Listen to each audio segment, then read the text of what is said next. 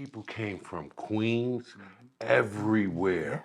Listen, You know what I'm saying? I He said had a when y'all guy. did that in the places, they Listen, came from I had a guy. everywhere. He grew up in the Bronx.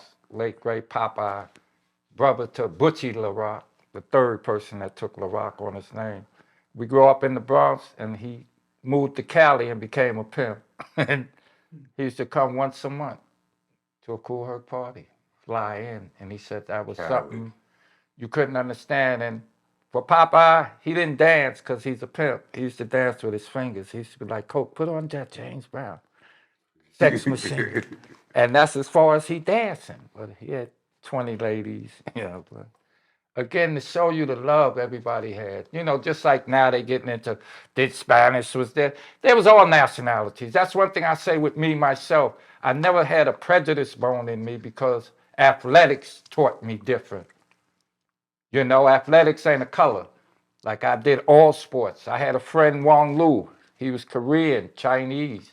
He took me to Chinatown, taught me ping pong, you know, and even with the side of the street. That's why Chinese men used to iron shirts and their eyes be chinky, because they smoking opium. You know, I had another friend. His name was Alphonse Giacchetti, Italian kid. He was in my class.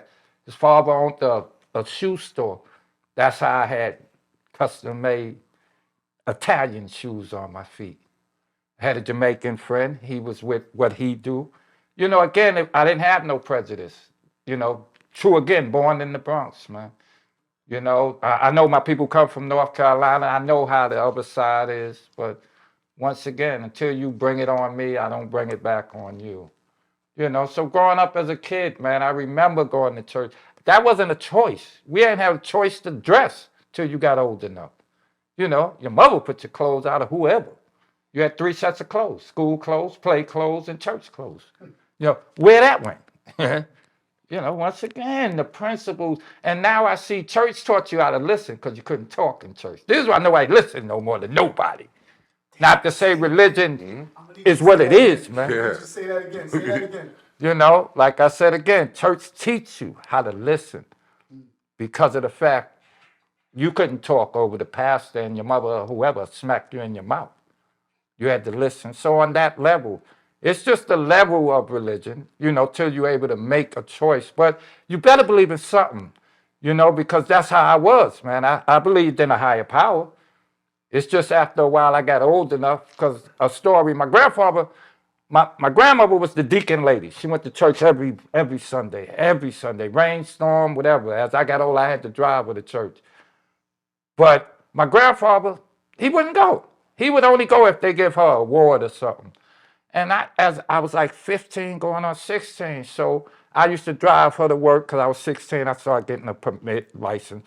So I was like, Grandpa, why you don't go to church with Grandma? He said, what? So I was like, why you don't go? He was like, grandson, I'm going to tell you this Sunday. I'm going to tell a story to her that you got to do something with me. And I'm going to explain to you how I feel about that. So I took my grandmother to church. I told her I got to do something with my grandfather with the car. Came back.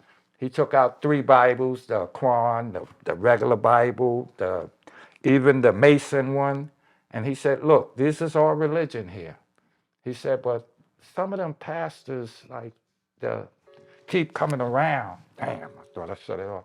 And I was like, what? He was like, sometimes I don't like when the plate keep coming around. And then some of them get money, some of them don't. On the level of, you know, he said she can do what she do on the belief of faith, you know? And I was like, wow. And then I did see sometimes, you know, where they would stay good and the church is still messed up in the manner of the people. And the ladies might not only have $10 and they'd give it all. But you got to believe in something. Like my grandma believed in God to the fullest. To the fullest. I used to be scared of funerals till she passed. And at her funeral, everybody called her Nana. And I was like, that's my grandma. What they? Nobody had a bad thing to say. And one day my grandma told me, some people are angels in your life. You just don't know. But they there for a reason. And I started seeing it through people, good people, you know. And again, man, your life is what you make it, and live the life you love and love the life you live. Still talking music, still talking songs. And another thing, I ain't never really catch you cats playing slow music then. At 2 o'clock, I used to play For the Love I Gave by the Delphonics. I used to play The Whispers. I used to play Smokey Robinson. I used to play Blue Black Ivory. You know, we danced, and I would play for them, and everybody knew. And I used to tell you, just before you go to the Mo, take this with you, and I'll play 4 slow records. And that's when hustlers leave early. You leave an hour before the regular crowd.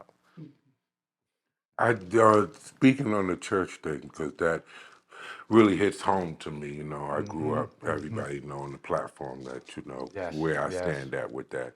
I grew up in the church. I went to a private school that was a church all my life.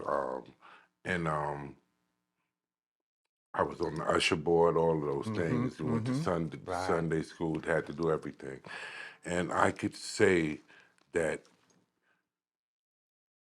if I honestly look at my life, it was when I broke away from that, it all went, you know, spiral for me. It was when I left that order, when I left that it's like leaving the Garden of Eden almost. That then, like the prodigal son leaving home. Okay, you leave home, I'm gonna let you experience what the world have for you.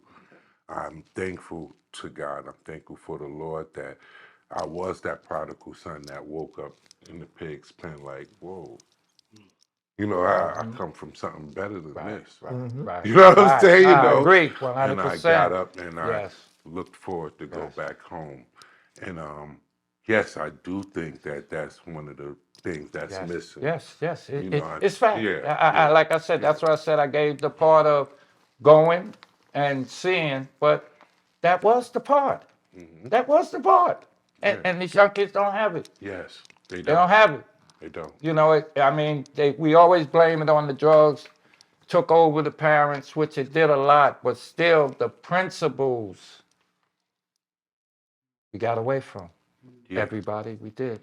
Kept everybody united. On top of that, if you know, like he said, if your parents was on drugs, your grandmother take over and make sure.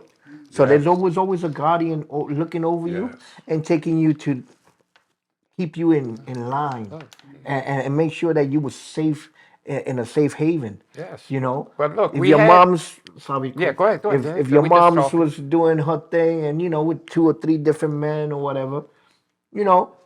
Grandma take you away, and you don't see none of that. You only see moms as moms.